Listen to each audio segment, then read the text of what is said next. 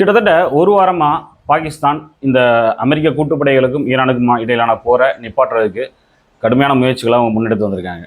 அதில் ரெண்டு விஷயம் இருக்குது. பாகிஸ்தான் இந்த போரை நிறுத்துவதற்கு தீவிரமாக முயற்சி பண்ணதில் ஒரு ரெண்டு விஷயம் இருக்குது. ஒன்று என்ன அப்படின்னா, அந்த ஈரானுடைய எல்லைகளை பாகிஸ்தான் ஷேர் பண்ணுது ஒரு சைடில். இன்னொரு பக்கத்தில் சவுதி அரேபியா கூட பாகிஸ்தானுக்கு ஒரு ஒப்பந்தம் இருக்குது, ஒரு போர் ஒப்பந்தம் இருக்குது, பாதுகாப்பு சம்மந்தப்பட்ட ஒரு ஒப்பந்தம்.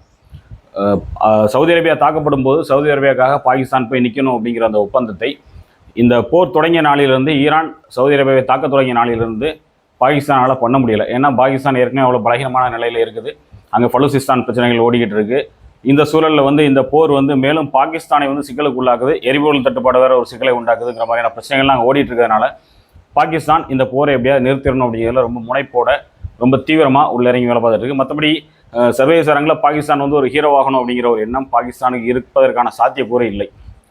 இப்போ இந்த போர் நிறுத்தத்தில் ஈரான் தரப்புலேருந்து ஒரு 10 நிபந்தனைகள் முன்வைக்கப்பட்டிருக்கு.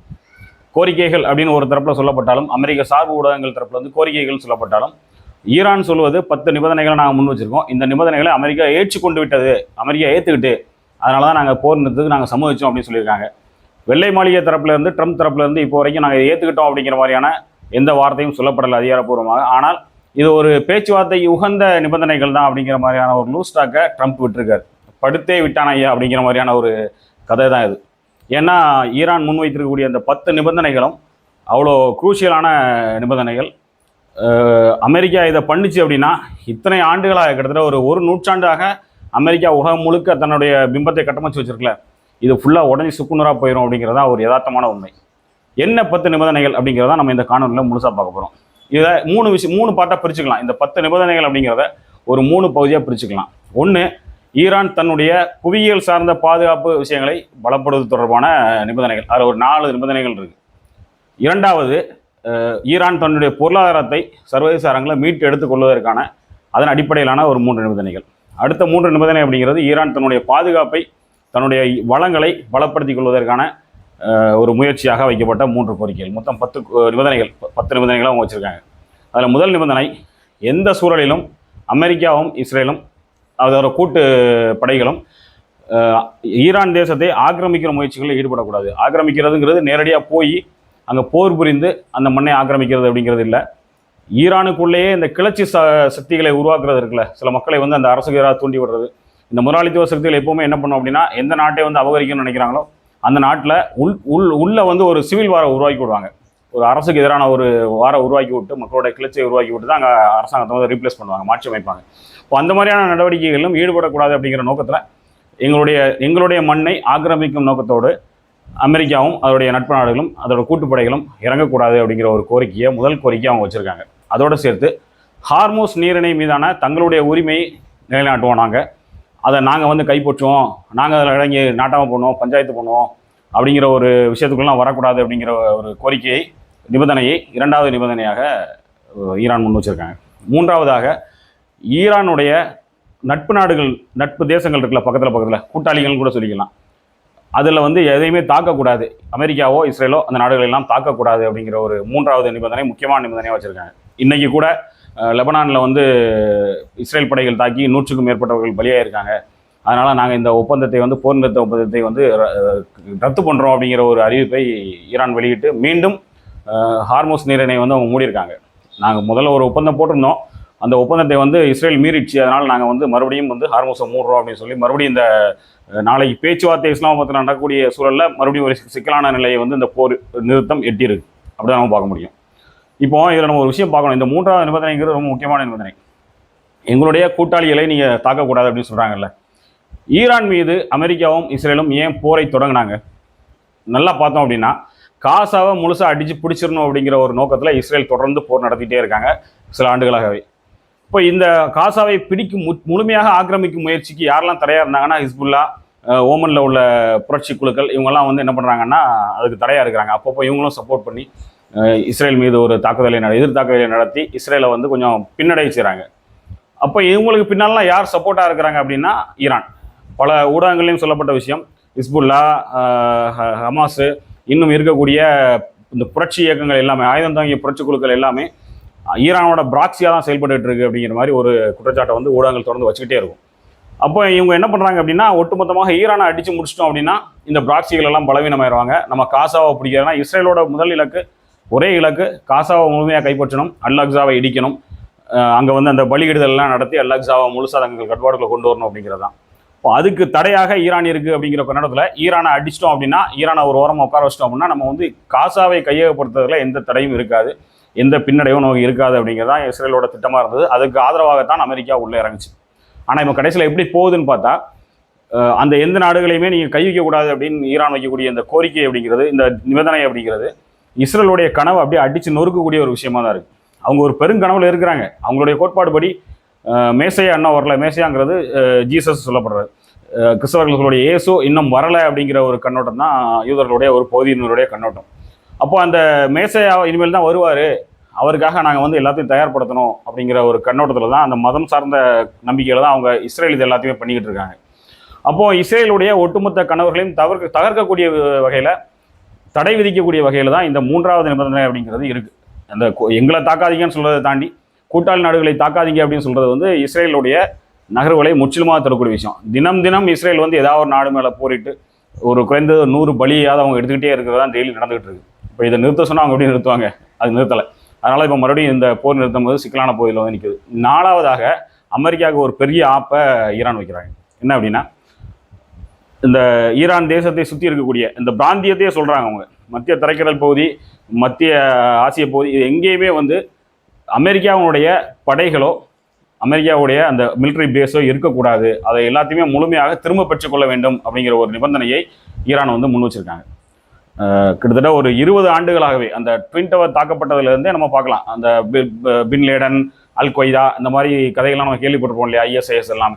இது எல்லாத்துக்கு பின்னாலுமே வந்து இந்த காரணங்களை எல்லாம் உள்ள வச்சு அமெரிக்கா உள்ளே இறங்கி ஆப்கானிஸ்தான் வரைக்கும் உள்ளே இறங்கி தன்னுடைய இராணுவ மையத்தை அமைத்தது, தன்னுடைய போர் வீரர்களை அங்கே நிலைநிறுத்தினாங்க, இராணுவ தளவாடங்களை எல்லாம் அங்கே வச்சாங்க. இப்போ இது எல்லாத்தையுமே விட்ரா பண்ணிக்கணும், திரும்ப பெற்றுக்கொள்ள வேண்டும் அப்படிங்கிற ஒரு கோரிக்கையை வந்து அமெரிக்காவுக்கு வந்து ஒரு பெரிய நெருக்கடியை கொடுக்கக்கூடிய ஒரு கோரிக்கை. இந்த சம்பவம் மட்டும் நடந்துச்சு அப்படின்னா, இங்கே இருக்கக்கூடிய இந்த பிராந்தியத்தில் இருக்கக்கூடிய அமெரிக்க படைகள் எல்லாம் திரும்ப பெற்றுக்கொள்ளப்பட்டால் அமெரிக்கா வந்து இனி இந்த ஆசிய பகுதிகளுக்குள்ள எந்த வகையிலுமே அவங்க லாபி பண்ணவே முடியாது. ஒரு ஒரு பெரும் பின்னடைவை அமெரிக்கா சந்திக்கக்கூடிய ஒரு சூழலுமே நிற்கும். இது 4வது. இப்போ இந்த 4 கோரிக்கைகளும் அமெரிக்க இஸ்ரேல் படைகளை வலுவிழக்க செய்யும் வகையிலும், தங்களை இந்த பிராந்தியத்தில் மிக பலம் வாய்ந்த வகையில், தங்களைன்னு சொல்றது ஈரானை மட்டும் இல்லை, ஈரான், ரஷ்யா, சைனா, இவங்க எல்லாத்தையுமே இந்த பிராந்தியத்துக்குள்ள ரொம்ப பலமாக வச்சுக்கணும் அப்படிங்கிற ஒரு கண்ணோட்டத்தில் வைக்கப்பட்ட 4வது நிபந்தனை. இந்த அடுத்த 3 நிபந்தனைகளும் பொருளாதார சம்மந்தப்பட்டது. அதில் முதல்ல அவங்க என்ன நிபந்தனை வைக்கிறாங்க அப்படின்னா, இந்த போரில் ஈரானுக்கு என்னென்ன இழப்புகள் ஏற்பட்டிருக்கோ, பாலம் உடைஞ்சது, மின் நிலையங்கள் தாக்கப்பட்டது, கல்வி நிலையங்கள் தாக்கப்பட்டது, எண்ணெய் வளங்கள் தாக்கப்பட்டது, இந்த மாதிரி எது எதெல்லாம் தாக்கப்பட்டிருக்கோ இது அவ்வளோத்துக்குமான ஒரு இழப்பீட்டு தொகையை வந்து அமெரிக்கா கொடுக்கணும் அப்படின்னு சொல்லி ஒரு நிபந்தனையாக 5வது நிபந்தனை வைக்கிறாங்க. இந்த நிபந்தனையில் ஏற்கனவே நம்ம நேற்று ஒரு காணொலியில் நான் போட்டிருந்தேன், அமெரிக்கா பொருளாதார ரீதியாக ரொம்ப பின்தங்கிய நிலையில் இருக்கான், அதை வெளியே சொல்ல முடியாமல் தான் வெனிசுலாவை கைப்பற்றுவது, இன்னும் எந்தெந்த நாடுகள்லாம் மிரட்டி தங்களோட கட்டுப்பாடுகளை கொண்டு வர முடியுமோ, போர் மூலமாகவோ எப்ஸ்டீன் ஃபைலை வச்சு மிரட்டியோ இப்படிலாம் தங்களுக்கு கட்டுப்பாடுகளை அவங்களை கொண்டு வர முடியுமோ, பிற நாடுகளில் வந்து அரிய வரி விதிச்சு அந்த நாடுகளுடைய பொருளாதாரத்தை எப்படி தங்களுடைய பொருளாதாரம் ஆக்கிக் கொள்வது, இந்த முயற்சிகள்லாம் அமெரிக்கா தொடர்ந்து பண்ணிக்கிட்டு இருக்கு. இப்போ இப்படி ஒரு இக்கட்டான நெருக்கடியில் அமெரிக்கா இருக்கும்போது அமெரிக்கா வந்து தங்களுடைய போர் இழப்புகளை எல்லாம் ஈடுகட்டணும் அப்படின்னு ஈரான் வைக்கக்கூடிய அந்த 5வது நிபந்தனை அப்படிங்கிறதும் அமெரிக்காவுக்கு ஒரு பெரிய சிக்கலை தரக்கூடிய ஒரு நிபந்தனை தான்.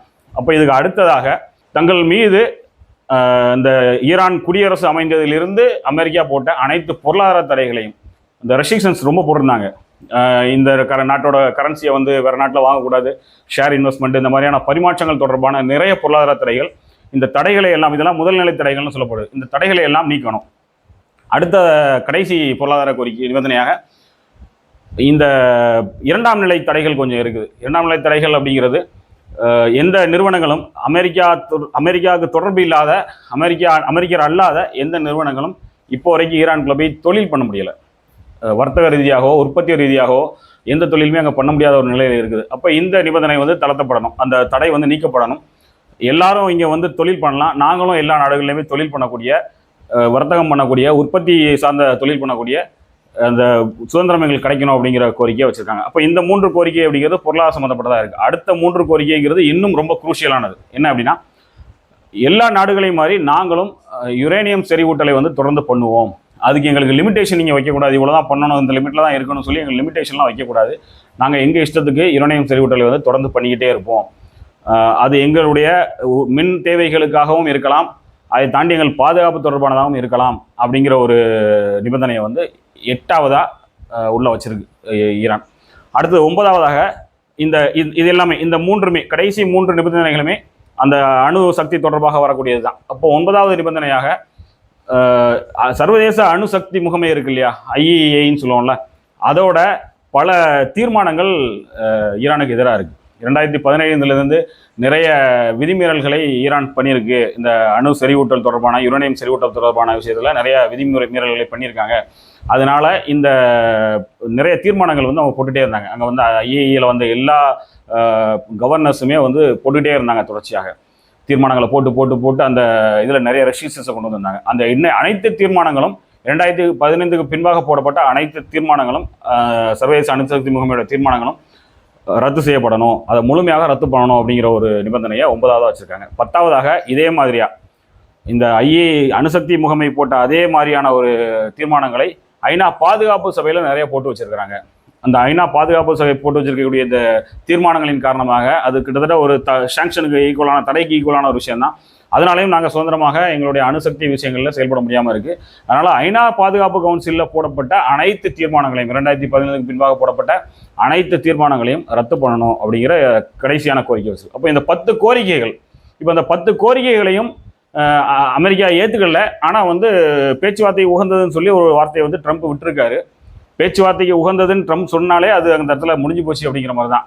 ஏன்னா இதை தாண்டி இந்த 10 நிபந்தனைகளும் ஏற்றுக்கொள்ளப்பட்டு விட்டால் கண்டிப்பாக அமெரிக்கா ஒரு செல்லாக்காசாயிரும். அந்த அமெரிக்காங்கிற அந்த கண்டத்துக்குள்ள மட்டுமே அமெரிக்காவுடைய எதிர்காலம் தீர்மானிக்கப்படுமே தவிர்த்து அமெரிக்காவை தாண்டி எந்த இடத்துலையுமே அமெரிக்காவோட எந்த விஷயமும் செல்லுபடியாகாது. அப்படி ஒரு சூழல் நோக்கி போயிடும். இதை தாண்டி அமெரிக்கா வந்து தன்னுடைய செல்ல பிள்ளையா மத்திய கிழக்கில் வளர்த்துட்டு இருக்கக்கூடிய இஸ்ரேல் பல்லு புடுங்கின பாம்பாக உட்கார வேண்டிய ஒரு சூழலை நோக்கி நகர்ந்துடும். அது இஸ்ரேலுக்கு மேலும் பாதுகாப்பற்ற சூழலை தான் உருவாகும். ஏன்னா இத்தனை ஆண்டுகளாக இஸ்ரேல் தொடர்ச்சியாக சுற்றி இருக்கக்கூடிய சிரியா, லெபனான், காசான் எல்லா நாடுகளையும் அடித்து, எல்லா தேசங்களையும் அடித்து அங்கே உள்ள மக்களெல்லாம் கொண்டுகிட்டு இருக்கு. இப்போ பல்லு புடுங்கின பாம்பா இஸ்ரேல் ஆகிப்போச்சு அப்படின்னா இஸ்ரேலுடைய பாதுகாப்பு மிகப்பெரிய கேள்விக்குள்ளாகும் அப்படிங்கிற ஒரு நிலையும் இருக்குது. அதனால் இந்த 10 நிபந்தனைகள் தொடர்பாக நாளைக்கு இஸ்லாமாபாத்தில் இவங்க பேச்சுவார்த்தை நடத்துகிறாங்க 10ஆம் தேதி. இந்த பேச்சுவார்த்தையில் என்ன முடிவு எட்டப்படுது அப்படிங்கிறதான் உலகம் இது எதிர்நோக்கி காத்துட்டு இருக்கக்கூடிய விஷயமா இருக்குது. இந்த பேச்சுவார்த்தையில் அமெரிக்கா ஒத்துக்கிட்டு அப்படின்னா அதுதான் அடுத்த ஹாட் டாப்பிக்காக இருக்குது. அமெரிக்கா இந்த நிபந்தனைகளை ஏற்றுக்கொண்டால் அமெரிக்காவும் முடிஞ்சது, இஸ்ரேலும் முடிஞ்சது. ஏற்றுக்கொள்ளாவிட்டால் இந்த போரை தொடர்ந்து நடத்த வேண்டிய ஒரு நெருக்கடிக்கு அமெரிக்காவும் இஸ்ரேலும் தள்ளப்படும். ஏன்னா ஈரான் ரொம்ப தெளிவாக சொல்லிட்டாங்க, இந்த 10 நிபந்தனைகள் நீங்கள் ஏற்றுக்கலாம்னு நாங்கள் மறுபடியும் இந்த போரை வந்து தொடர ஆரம்பிச்சிடும் அப்படிங்கிற ஒரு முடிவில் அவங்க இருக்கிறாங்க. இந்த போரை இன்னும் 5 வருடங்கள் நடத்துவதற்கான ஆயுதங்கள், படைபலம் எல்லாமே எங்கிட்ட இருக்குது. அதனால் நாங்கள் அந்த போரை தொடர்ந்து நடத்துறதுக்கு தான் தயாராக இருக்கும் அப்படிங்கிற ஒரு விஷயத்தை வந்து ஈரான் தொடர்ந்து சொல்லிக்கிட்டே இருக்கிறாங்க. அதனால் இது அமெரிக்காவுக்கும் இஸ்ரேலுக்கும் வைக்கப்பட்டிருக்க மிகப்பெரிய செக்கு. இந்த நெருக்கடியை தாண்டி அமெரிக்காவும் இஸ்ரேலும் எப்படி வரப்போகுது அப்படிங்கிறது தெரியல. ஒரு பக்கம் அமெரிக்காவோட ஈகோ முற்றிலுமாக உலக சர்வதேச அரங்கில் உடஞ்சி நிற்குது. இஸ்ரேல் வந்து ஒரு வழி இல்லாமல், அந்த ஈகோவை சாட்டிஸ்ஃபை பண்ண வழி இல்லாமல் தொடர்ச்சி அவங்க தாக்குதலை வந்து எங்கெங்கெல்லாம் நடத்த முடியுமோ நடத்திக்கிட்டே இருக்கிறாங்க. இந்த நேரத்தில் இப்போ வெர்சைல்ஸ் உடன்படிக்கைன்னு ஒரு விஷயம் நம்ம படிச்சுப்போம் வரலாறுல. ஜெர்மனி முதல் உலகப் போரில் ஜெர்மனி ஒரு பெரிய பின்னடைவை சந்தித்து ஒரு பெரிய நெருக்கடிக்கு உள்ளாக்கப்படுது. அதைத் தொடர்ந்து ஜெர்மனி மேலே வந்து நிறைய கட்டுப்பாடுகள் விதிக்கப்படுது. இந்த போரில் ஏற்பட்ட இழப்புகளை ஃபுல்லாக ஜெர்மனி ஈடுகட்டணும், அந்த மொத்தமாக பணத்தை கொடுத்து செட்டில் பண்ணாலும் சரி தான், எல்லாம் அதற்கு வட்டி தொகையை கொடுத்தாலும் சரி தான் அப்படின்னு சொல்லி அமெரிக்கா, நேச நாடுகள், அமெரிக்கா எல்லாம் சேர்ந்து ஒரு உடன்படிக்கை ஜெர்மனி கூட போடுறாங்க. 2ஆம் உலகப் போருக்கு முக்கிய காரணமாக அந்த வெர்சஸ் உடன்படிக்கை தான் இருக்கும். அந்த உடன்படிக்கையின்படி தொடர்ச்சியாக ஜெர்மனி வந்து அந்த வட்டி தொகையை செலுத்த ஜெர்மனியோட உள்நாட்டு பொருளாதாரம் மிக பின்னடைவான நிலைக்கு போது அங்கே உள்ள மக்கள்லாம் ரொம்ப நெருக்கடிக்கு உள்ளாக்கப்படுறாங்க. அந்த நெருக்கடியை தாங்க முடியாமல் தான் நாங்கள் அந்த வெர்சைல்ஸ் உடன்படிக்கையை மீறுறோம் அப்படின்னு சொல்லி அதை மீறி நாங்கள் இனி அந்த போர் இழப்பீட்டு தொகை தரமாட்டோம் அப்படின்னு சொல்லி அந்த 2ஆம் உலகப் போருக்கு அது ஒரு பெரிய காரணமாக அமையுது. இப்போ அந்த மாதிரியான ஒரு நெருக்கடி முதல் உலகப் போர் முடிந்தவுடன் ஜெர்மனிக்கு எந்த நெருக்கடி கொடுக்கப்பட்டதோ அதே மாதிரியான ஒரு நெருக்கடி இப்போ அமெரிக்காவுக்கு, இஸ்ரேலுக்கு கொடுக்கப்பட்டிருக்கு. எதால? ஈரானால் கொடுக்கப்பட்டிருக்கு. அதாவது நேசப்படைகள் எல்லாம் சேர்ந்து ஒரு நெருக்கடியை ஜெர்மனிக்கு கொடுத்தது. ஆனால் இப்போ என்ன அப்படின்னா, ஈரான் என்ற தனித்த நாடு அமெரிக்காவுக்கே சவால் விட்டு அமெரிக்காவை ஒரு நெருக்கடிக்குள்ள, ஜெர்மனிக்கு நிகரான ஒரு நெருக்கடிக்குள்ள இப்போ கொண்டு வந்துட்டு இருக்காங்க. இது இந்த நெருக்கடிக்குள்ள ஏன்னா அமெரிக்காவுக்கு வரலாறு தெரியும். தான் ஒரு நாட்டாமையாக இருந்த காலகட்டம் போய் தான் ஒரு அடிமையாக ஒரு பாண்டட் லேபர் கண்டிஷனில் வர்றதை அவங்க ஏற்றுக்கவே மாட்டாங்க. இப்போ அமெரிக்கா இந்த போருக்கான இழப்பீடை தர சம்மதிச்சு அப்படின்னா இந்த போருக்கான இழப்பீட்டை கொடுக்குறதுக்காக பல ஆண்டுகள் அமெரிக்காவோட பொருளாதாரம், அங்கே உள்ள தொழில் எல்லாமே நடக்கணும், அங்கே உள்ள மக்கள்லாம் உழைச்சாதான் இந்த போரோட இழப்பீடை வந்து அவங்க சரி கட்ட முடியும். அவ்வளோ பெரிய தொகையை வந்து கொடுக்கணும். ஏன்னா இப்போ ஒரு அமெரிக்க டாலர் வந்து 10,000, ஒரு அமெரிக்க டாலருக்கு வந்து 10,000 ஈரானுடைய கரன்சியை கொடுக்க வேண்டிய கட்டாயத்தில் இருக்குது. இப்போ ஈரான் கேட்டிருக்கக்கூடிய தொகையெல்லாம் கொடுக்கணும் அப்படின்னா பல பில்லியன் டாலராக அமெரிக்கா கொடுக்க வேண்டிய நெருக்கடிக்கு வரும். அது அமெரிக்காவுக்கு மிகப்பெரிய தலைவலியாக தான் இருக்கும். அப்போ அமெரிக்கா என்ன முடிவு எடுக்க போகுது இந்த விஷயத்தில் அப்படிங்கிறதான். எப்படி சுற்றி நம்ம பார்த்தாலுமே இப்போ அமெரிக்கா எடுத்துக்கூடிய இந்த ஸ்பேஸ் 2 வாரம் அப்படிங்கிறது மீண்டும் இந்த போரை ரொம்ப உக்கிரமாக நடத்துறதுக்கும் ஈரானை வந்து ஒரே அடியில் காலி பண்ணுறதுக்கும் என்ன பண்ணலாங்கிற சதியை தீட்டுவதற்கான ஒரு காலகட்டமாக தான் அமெரிக்கா எடுத்திருக்குமே தவிர பேச்சுவார்த்தை நடத்தி சுமூகமாக முடிப்பதற்கான எந்த முயற்சியும் அமெரிக்காட்டையோ இஸ்ரேல்கிட்டையோ இருக்காது அப்படிங்கிறது கடந்த ஒரு 3-4 மாத கால அமெரிக்கா இஸ்ரேலோட நகர்வுகளில் நமக்கு தெரிஞ்ச ஒரு விஷயம். அதனால் இந்த போர் அடுத்த கட்டம்ங்கிறது குரூஷியலாக தான் இருக்கும். நம்ம எல்லா காணொலியுமே அதை சொல்லிட்டு தான் இருக்கோம், வீடியோலையுமே. அடுத்த கட்டம்ங்கிறது, இந்த போரோட அடுத்த கட்டம்ங்கிறது குரூஷியலாக தான் இருக்கும். அந்த குரூஷியல் ஸ்டேஜ் நம்ம இந்த கம்பேர் பண்ணோம் இல்லையா, ஜெர்மன் வெர்சல்ஸ் உடன்படிக்கை, இப்போ ஈரான் வைத்திருக்கக்கூடிய நிபந்தனை அமெரிக்கா, இந்த ஒரு புள்ளியை மட்டும் வைத்து தான் இந்த ஒட்டுமொத்த நகர்வையும் நம்ம இந்த போரோட நகர்வையும் பார்க்க வேண்டிய கட்டாயத்தில் இருக்கிறோம். தொடர்ந்து பார்ப்போம். நாளைக்கு இந்த பேச்சுவார்த்தை எப்படி முடிய போகுது அப்படிங்கிறது எல்லாரும் எதிர்பார்த்துட்டு இருக்கோம். பேச்சுவார்த்தை எப்படி போகுது அப்படிங்கிறத நாளைக்கு பார்ப்போம். நாளைக்கு காணொலியில் நம்ம கொஞ்சம் விரிவாக பார்ப்போம்.